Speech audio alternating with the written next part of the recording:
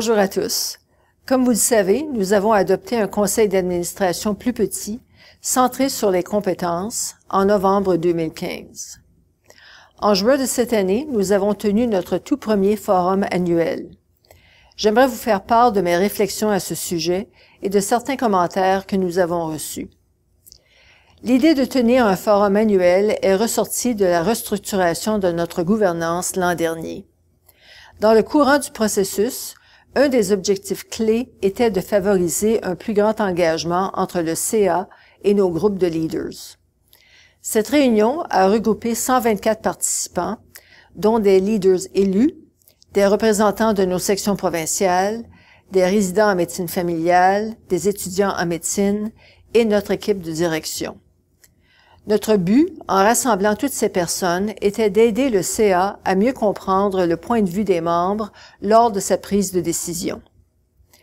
Les sessions qui ont eu lieu lors de ce forum de 2 jours portaient sur des sujets de grande importance, dont l'évaluation axée sur les compétences des résidents, si la médecine familiale devrait ou non avoir des activités de DPC obligatoires sur certains sujets, et la sphère d'influence que nous devrions exercer étant donné la réorganisation des soins communautaires qui se déroule dans plusieurs provinces présentement.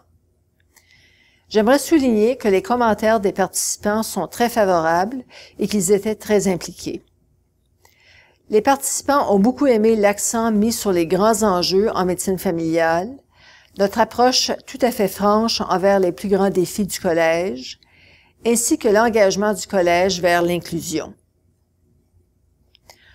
En tant que nouvel événement au collège, ce premier forum était un test important pour voir si ce format pouvait véritablement engager les leaders élus et les aider à encadrer notre orientation stratégique. Nous sommes très satisfaits de la façon dont l'événement s'est déroulé. J'aimerais remercier tous ceux et celles qui ont participé, ainsi que ceux et celles qui ont travaillé dans les coulisses pour l'organiser. Comme toujours, j'apprécie toujours vos commentaires. Veuillez prendre quelques minutes pour laisser un commentaire sur YouTube ou envoyez-moi un message par courriel ou via Twitter. Bonne semaine à tous.